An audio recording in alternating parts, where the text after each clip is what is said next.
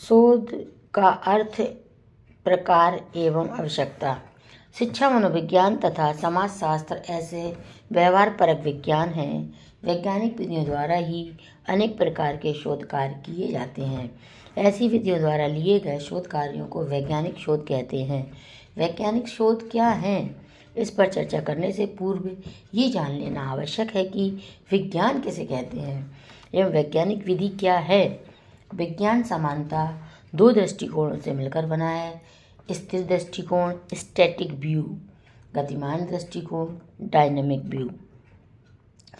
स्थिर दृष्टिकोण में वैज्ञानिक वर्तमान सिद्धांतों, नियमों, परिकल्पनाओं आदि के ज्ञान भंडार में नए नए तथ्यों की खोज कर उस ज्ञान भंडार का विस्तार करता है, जबकि गतिमान दृष्टिकोण में समस्या समाधान के नए नए तरीकों पर जोर दिया जाता है, अर्थात किसी भी समस्या के समाधान में नई नई विधियों को प्रयोग किया जाता है।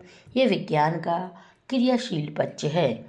इसे स्व-अनुभविक दृष्टिकोण ह्यूरिस्टिक व्यूज भी कहते हैं। कुल मिलाकर विज्ञान का मूल उद्देश्य प्राकृतिक घटनाओं की वैज्ञानिक व्याख्या करना है। इस वैज्ञानिक व्याख्या को ही वैज्ञानिक सिद्धांत कहते हैं। विज्ञान क्या है, ये जानने के बाद हम वैज्ञानिक विधि के बारे में चर्चा करेंगे।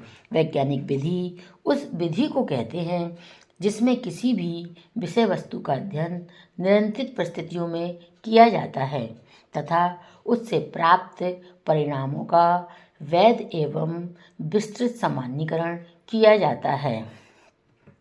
A scientific method is one in which the scientist studies his subject matter in controlled situation and looks for a broader valid generalization। उपरोक्त परिभाषा से स्पष्ट है कि किसी भी वैज्ञानिक विधि में दो बातें प्रमुख होती हैं। पहली यह है कि अध्ययन नियंत्रित परिस्थिति में हो और दूसरी यह कि अध्ययन से प्राप्त परिणाम का सामान्यीकरण वैध या वैलिड एवं विस्तृत हो। यहाँ नियंत्रित परिस्थिति से तात्पर्य ऐसी परिस्थिति से है जिसके अंतर्गत हम सिर्फ उसी चर के प्रभाव का अध्ययन करेंगे जिसका प्रभाव हमें देखना होता है तथा अन्य चरों के प्रभावों को नियंत्रित कर देंगे ताकि उनका कोई भी प्रभाव उस अध्ययन पर न पड़ सके। इसके अलावा अध्ययन से प्राप्त परिणाम का विस्तृत एवं वैध सामान्यीकरण से तात्पर्य है कि उन परिणामों को उन सभी लोगों पर लागू किया जा सके जो उस अध्ययन में सम्मिलित तो नहीं किए गए परंतु जिनकी विशेषताएं उन व्यक्तियों से मिलती जुलती हैं जिन्हें अध्ययन में शामिल किया गया था। वैज्ञानिक विधि के सोपान। कोई भी विधि वैज्ञानिक विधि तभी हो सकती है जब उसमें निम्न निश्चित एवं उपयोगी चरणों का समावेश आवश्यक रूप से किया जाए। नंबर 1, समस्या की पहचान। किसी भी वैज्ञानिक विधि में सर्वप्रथम समस्या की निश्चित पहचान कर ली जाती है, अर्थात वास्तव में हम जिस समस्या या उससे संबंधित चरों का अध्ययन करना चाहते हैं वो वही है या नहीं। तत्पश्चात अपने अध्ययन के अनुरूप समस्या में सम्मिलित शब्दों का परिभाषीकरण किया जाता है। ऐसा करने के लिए शोधकर्ता समस्या से संबंधित ज्ञान एवं सूचनाओं की आलोचनात्मक व्याख्या करता है। नंबर 2, परिकल्पना का निर्माण। समस्या पहचान के बाद परिकल्पना का निर्माण किया जाता है।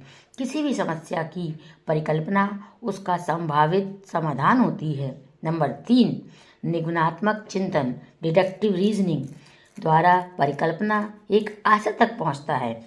वैज्ञानिक विधि में इस तीसरे चरण में निगमनात्मक चिंतन द्वारा प्रस्तावित परिकल्पना के रूप में समस्या के सुझावात्मक समाधान suggested solution of the problem तक पहुंचने की कोशिश की जाती है। यहाँ यह तय किया जाता है कि यदि परिकल्पना सच हुई तो किन तथ्यों का प्रेक्षण किया जाएगा तथा किन किन तथ्यों का प्रेक्षण नहीं किया जाएगा। नंबर 4, संबंधित प्रमाणों एवं कारणों का संग्रह एवं विश्लेषण। इस चरण में प्रस्तावित परिकल्पना से संबंधित संग्रहित कारणों एवं प्रमाणों का निगमन विधि डिडक्टिव मेथड द्वारा विश्लेषण किया जाता है। नंबर 5, परिकल्पना की जांच। वैज्ञानिक विधि के इस चरण में चतुर्थ सोपान से प्राप्त आंकड़ों के आधार पर परिकल्पना की जांच की जाती है। यदि परिकल्पना जांच के आधार पर सही सिद्ध होती है तो उसे स्वीकार कर लेते हैं, और यदि परिकल्पना जांच के आधार पर सत्य सिद्ध नहीं होता है या उससे में कुछ कमी होती है तो उस कमी को दूर कर सही परिकल्पना का निर्माण करने के लिए उसका परिमार्जन किया जाता है। अतः उपरोक्त चरणों के आधार पर यह समझा जा सकता है कि कोई भी वैज्ञानिक विधि उपरोक्त चरणों पर ही आधारित होगी। वैज्ञानिक विधि के सोपान के बाद वैज्ञानिक शोध का अर्थ एवं विशेषताएं।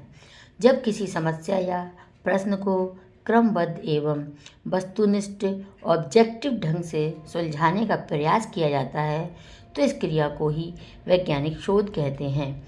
कर्लिंगर ने शोध के अर्थ को स्पष्ट करते हुए कहा है कि स्वाभाविक घटनाओं का क्रमबद्ध, नियंत्रित, अनुभाविक एवं आलोचनात्मक अनुसंधान जो घटनाओं के बीच कल्पित संबंधों के सिद्धांतों एवं परिकल्पनाओं द्वारा निर्देशित होता है को वैज्ञानिक शोध कहा जाता है। इसी प्रकार वेस्ट एवं काहन ने वैज्ञानिक शोध को निम्न प्रकार से परिभाषित किया है। वैज्ञानिक शोध किसी नियंत्रित प्रेक्षण का क्रमबद्ध एवं वस्तुनिष्ठ अभिलेख एवं विश्लेषण है जिनके आधार पर सामान्यीकरण, नियम या सिद्धांत विकसित किया जाता है तथा जिससे बहुत सारी घटनाओं जो किसी खास क्रिया का परिणाम या कारण हो सकती हैं को नियंत्रित कर उनके बारे में पूर्व कथन किया जाता है। अतः कहा जा सकता है कि वैज्ञानिक सोच से तात्पर्य उस क्रिया या क्रियाओं से है जिनके माध्यम से व्यवस्थित रूप से किसी समस्या का निराकरण करने का प्रयास किया जाता है तथा प्राप्त निराकरण किसी नए सिद्धांत का प्रतिपादन या पुष्टि करता है। वैज्ञानिक अनुसंधान की उपरोक्त परिभाषाओं के अतिरिक्त इसकी विशेषताएं निम्नवत हैं। अनुसंधान का उद्देश्य किसी समस्या का समाधान ढूंढना अथवा दो या दो से अधिक चरों के आपसी संबंधों को ज्ञात करना है। नंबर 2, अनुसंधान केवल सूचनाओं की पुनः प्राप्ति या संग्रहण नहीं है, अपितु अनुसंधान में व्यापीकरण, नियमों या सिद्धांतों के विकास पर बल दिया जाता है। अनुसंधान किसी देववाणी या मत को ज्ञान प्राप्ति की विधि नहीं मानता है, बल्कि यह उन बातों को स्वीकार करता है जिन्हें प्रेक्षण द्वारा परखा जा सके। नंबर 4, अनुसंधान में आंकड़ों के संग्रहण के लिए वैध उपकरणों एवं विधियों का प्रयोग किया जाता है। तत्पश्चात इन आंकड़ों का शोधन, संलेखन, अभिकलन व विश्लेषण किया जाता है। नंबर 5, अनुसंधान प्राथमिक सूत्रों से प्राप्त नई सूचनाएं प्राप्त करना या विद्यमान सूचनाओं से नया प्रयोजन प्रस्तुत करना है। नंबर 6, अनुसंधान में निपुणता की आवश्यकता होती है। अनुसंधानकर्ता को यह ज्ञान होना चाहिए कि समस्या के बारे में पहले से कौन कौन सा ज्ञान या सूचनाएं मौजूद हैं।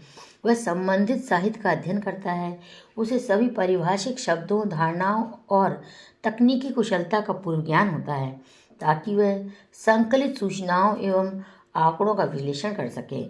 वैज्ञानिक अनुसंधान वस्तुनिष्ठ एवं तर्क संगत होता है। परिकल्पना को सिद्ध करने के स्थान पर उसके परीक्षण पर बल दिया जाता है। नंबर 8, इससे पुनरावृत्ति की संभावना होती है। उपरोक्त विशेषताओं के अवलोकन से ये स्पष्ट है कि वैज्ञानिक अनुसंधान द्वारा प्राप्त ज्ञान अति उच्च स्तर का होता है। यह कल्पनाओं, विश्वास एवं अप्रमाणित बातों पर आधारित नहीं होता है।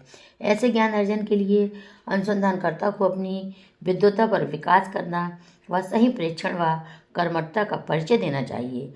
साक्ष्यों को एकत्रित कर उसका अध्ययन करने, तार्किक विश्लेषण कर संबंधों को पहचानने, विचारों में मौलिकता और स्पष्ट उद्देश्य के साथ अपने लक्ष्य को निर्धारित कर उसे प्राप्त करने का प्रयास करना चाहिए। शिक्षा अनुसंधान की आवश्यकता। आज प्रत्येक क्षेत्र में इस बात का अनुभव किया जा रहा है कि यदि ज्ञान के विस्फोट को समझना है, प्रगति की होड़ में आगे बढ़ना है, तो उसका एकमात्र साधन वैज्ञानिक अनुसंधान ही हो सकता है, क्योंकि विश्व में हुई सारी प्रगति विभिन्न क्षेत्रों में किए गए अनुसंधानों के कारण ही है। शिक्षा और मनोविज्ञान में हमारा प्रयास मानव के व्यवहार को समझने, उसकी भविष्यवाणी करने तथा उस पर नियंत्रण करने के लिए है। इसके लिए अनुसंधान कार्य एक प्रमुख साधन है। अतः इन क्षेत्रों में अनुसंधान का निम्नलिखित कारणों से अधिक महत्व दिया गया है। नंबर 1, ज्ञान के विकास में सहायक। अनुसंधान ज्ञान के किसी एक सूक्ष्म अंग का विस्तृत, संपूर्ण एवं नवीन चित्र प्रस्तुत करता है। इसके द्वारा ज्ञान कोश में वृद्धि एवं विकास होता है। गुड एवं स्केट का कहना है कि विज्ञान का कार्य बुद्धि का विकास करना तथा अनुसंधान का कार्य विज्ञान का विकास करना है। अतः बुद्धिमत्ता के विकास के लिए अनुसंधान अति आवश्यक है। नंबर 2, उद्देश्य प्राप्ति के लिए सर्वोत्तम क्रिया। अनुसंधान एक उद्देश्य क्रिया है। इसकी समस्त गतिविधियां उस उद्देश्य की ओर ही अग्रसर रहती हैं जिसकी प्राप्ति के लिए अनुसंधान किया जा रहा है। नंबर 3, मानव समाज को नवीन ज्ञान एवं गति प्रदान करना। अनुसंधान मानव जीवन को गति देने एवं दिशा निर्देशित करने में अत्यंत आवश्यक है। आज अनुसंधान के माध्यम से ही नई नई तकनीकों का जन्म हो रहा है। नंबर 4, अनुसंधान जीवन के उद्देश्य की प्राप्ति का सरल उपाय देना। उद्देश्यों की पूर्ति हेतु सरल साधनों को प्राप्त करना मानव स्वभाव है। अनुसंधान शिक्षा, मनोविज्ञान एवं समाज विज्ञान इन सभी क्षेत्रों में इस दृष्टि से उपयोगी है। सुधार में सहायक। नंबर 5, अनुसंधान वैज्ञानिक होता है। इसमें किसी भ्रामित या अपुष्ट धारणा के लिए स्थान नहीं होता है। अतः इसे रूढ़िगत विचारों एवं व्यवहारों में सुधार का मार्ग प्रस्तुत करना है। नंबर 6, सत्य ज्ञान की खोज करना। अनुसंधान अनुसंधानकर्ता की उत्सुकता को शांत करता है और उसकी सत्य की ज्ञान की पिपासा को शांत करता है। नंबर 7, प्रशासनिक क्षेत्र में सफलता प्रदान करना। अनुसंधान अनेक प्रशासनिक गुत्थियों को सुलझाकर स्वस्थ प्रशासनिक व्यवस्था के सफल संचालन में सहायक होता है। अध्यापक के लिए उपयोगी। अध्यापक के लिए यह प्राण के समान ही होता है। अध्यापक इसके माध्यम से सैद्धांतिक एवं व्यवहारिक समस्याओं को समाधान कर प्रगति का पथ प्रशस्त करता है। अतः कहा जा सकता है कि अनुसंधान शिक्षकों, छात्रों, अभिभावकों तथा प्रशासकों एवं पर्यवेक्षकों को स्वयं के ज्ञान, परस्पर एवं दूसरों के ज्ञान एवं मनोवैज्ञानिक एवं शैक्षिक समस्याओं का सुनियोजित समाधान प्रस्तुत करने के लिए कारण अत्यंत महत्वपूर्ण है। शिक्षा अनुसंधान के प्रकार। यद्यपि शैक्षिक शोध को वर्गीकृत करना कठिन कार्य है, क्योंकि भिन्न भिन्न पाठ्य पुस्तकों में कई वर्गीकरण अलग अलग ढंग से प्रस्तावित किए गए हैं, फिर भी वेस्ट एंड काहन 1992 द्वारा प्रस्तावित वर्गीकरण का सबसे उत्तम माना जा सकता है। इसके वर्गीकरण की एक कसौटी मानते हुए शैक्षिक शोध को निम्नांकित 3 प्रमुख भागों में बांटा जा सकता है। ऐतिहासिक शोध। नंबर 1, ऐतिहासिक शोध से तात्पर्य उस शोध से होता है जिसमें बीती घटनाओं का अभिलेखन किया जाता है, उनका विश्लेषण किया जाता है तथा उनकी व्याख्या की जाती है ताकि समुचित सामान्यीकरण किया जा सके। ऐसे सामान्यीकरण से विगत एवं वर्तमान की क्रियाओं को समझने में मदद मिलती ही है। साथ ही साथ इससे प्रत्याशित भविष्य, एंटीसिपेटेड फ्यूचर को भी समझने में मदद मिलती है। अतः कहा जा सकता है कि ऐतिहासिक शोध मूलतः क्या था का वर्णन करता है। नंबर 2, विवरणात्मक शोध, डिस्क्रिप्टिव रिसर्च। विवरणात्मक शोध उस शोध को कहा जाता है जिसमें वर्तमान हालातों का अभिलेखन किया जाता है, विश्लेषण किया जाता है तथा उनकी व्याख्या की जाती है।